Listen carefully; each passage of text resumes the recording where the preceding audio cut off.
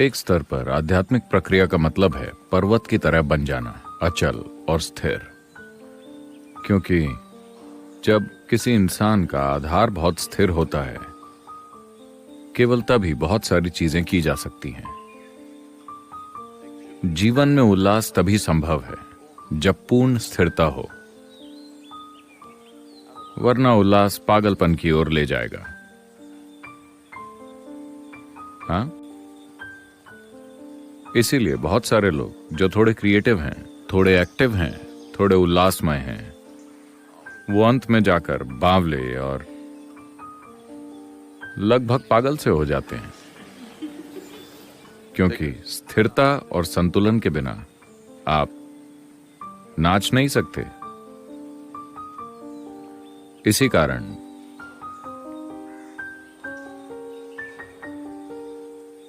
शिव का मतलब एक ही साथ स्थिरता भी होता है और नृत्य भी। या तो आप उन्हें बिल्कुल स्थिर बैठा देखते हैं, या आप उन्हें एक विस्फोटक नृत्य करते देखते हैं।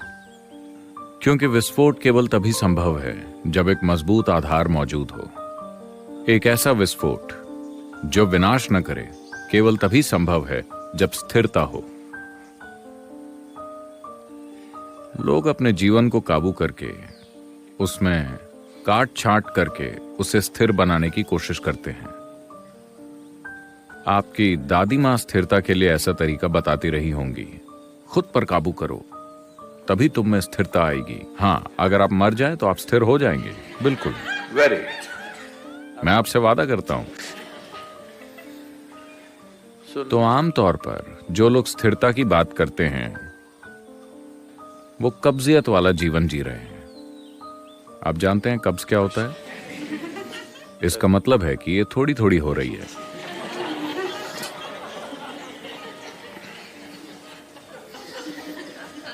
उनकी खुशी, उनका प्यार, उनका परमानंद यहां वहां थोड़ा थोड़ा होता है। यही कब्ज है।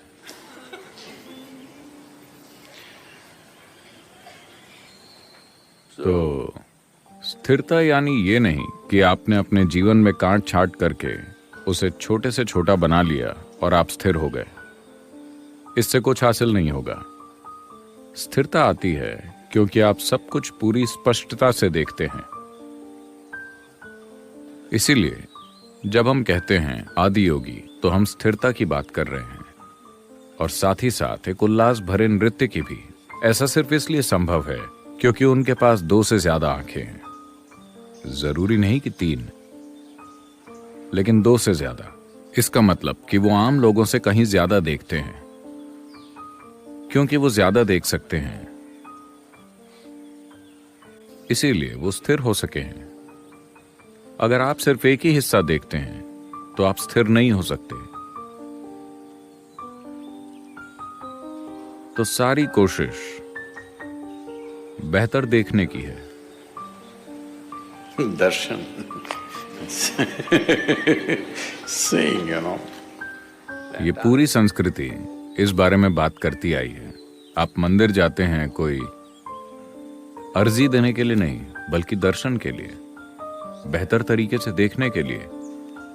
बुनियादी तौर पर लोग उसे नहीं देख पाते जो जीवन में है, सिर्फ इसीलिए क्योंकि उन्होंने जीवन में बहुत सारी चीजों के साथ अपनी पहचान बना ली है।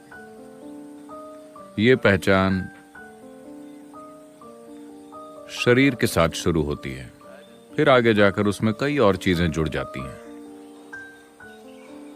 जैसे ही आप किसी चीज के साथ पहचान बनाते हैं, आपके पूरे मन को यह समझ आता है कि इसे सुरक्षित रखने की जरूरत है, और वो बस यही काम करने लगता है। तो मैं अपने देश के साथ, अपने धर्म के साथ और अपनी जाति के साथ पहचान कैसे खत्म करूं? वो सब करने की जरूरत नहीं है। अगर आप अपने शरीर से अपनी पहचान खत्म कर लें तो सब गया, सब कुछ निपट जाएगा। क्योंकि हर चीज की जड़ वही है। हर चीज बस एक फैला हुआ रूप है आपके शरीर की सीमित 4 दीवारी के साथ आपकी पहचान का। जैसे ही आप अपने शरीर के साथ पहचान बनाते हैं, बाकी पहचान अपने आप बढ़ने लगती है। और यह पहचान काफी तेजी से बढ़ती है। आप जो भी कर रहे हैं उसमें आपको जितनी ज्यादा सफलता मिलती है, ये पहचान उतनी ही तेजी से गहराती जाती है।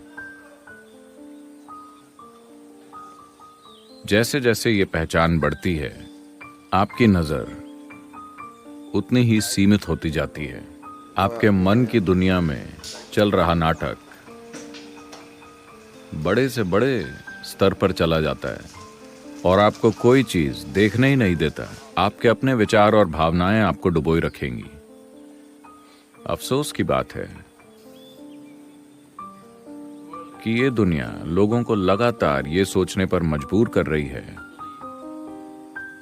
कि जो कुछ आपके मन में चल रहा है वो बहुत महत्वपूर्ण है। मैं दुनिया को ये समझाने में लगा हुआ हूं कि आपके मन में जो कुछ भी चल रहा है वो कचरा है। नहीं सदगुरु, मैं भगवान के बारे में सोच रहा हूं, वो भी कचरा है।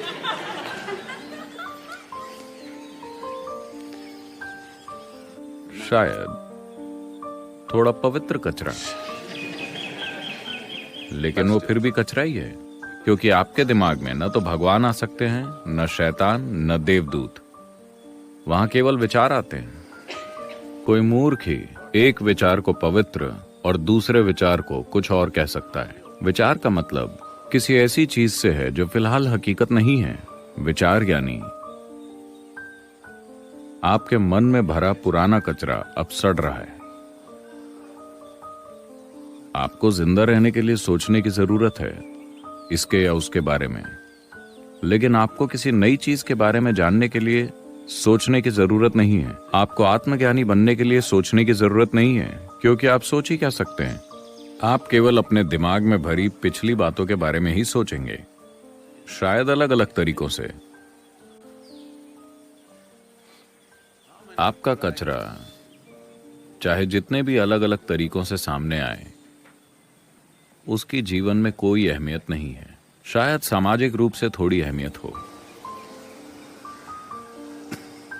जब मैं दूसरे देशों में जाता हूं, कई लोग कहते हैं ये एक विचारशील नेता है। ओ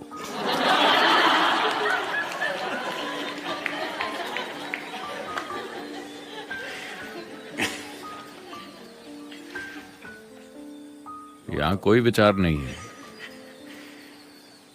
तो स्पष्ट रूप से देखना, हर चीज को देखना, यानी अपनी दृष्टि में आप खुद अड़चन नहीं बन रहे हैं। अगर ये एक चीज हो जाए तो स्थिरता आ जाएगी। आपको उल्लास के लिए चिंता नहीं करनी होगी, क्योंकि वो जीवन की प्रकृति है। हर चीज उल्लास से भरी है।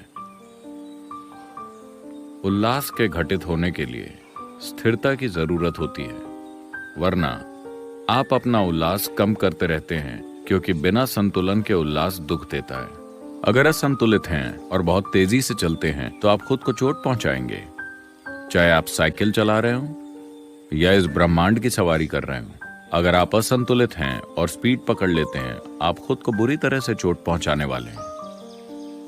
इसलिए संतुलन बहुत जरूरी है, और ऐसा संतुलन जो किसी चीज को कम करके आए, वो संतुलन नहीं है। वो एक तरह से पैकेज्ड मौत है।